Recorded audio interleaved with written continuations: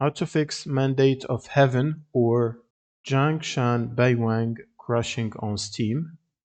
First, you will need to go to your library, right-click on the game and open up the Properties window. Now you want to go to Installed Files and click on Verify the integrity of game files and wait for it to finish. Once it's done, you want to go back to the General tab and add the following command, -dx11, and then you can close this window. Now you will need to open up a new browser tab and search for Redist. Then click on the first Microsoft link. Now scroll down to the second table and download and install the 86 version and the 64 version. Both of them, download and install them individually from these links. And once you're done, you will need to update your GPU drivers. So if you have an NVIDIA GPU, GeForce, you can simply install NVIDIA app and then open it up and go to the drivers tab.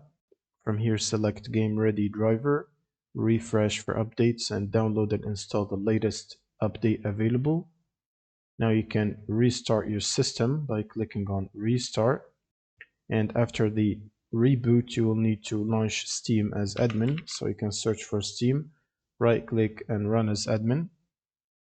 Now you can simply launch the game again, and this should fix the problem. Thanks for watching and subscribe.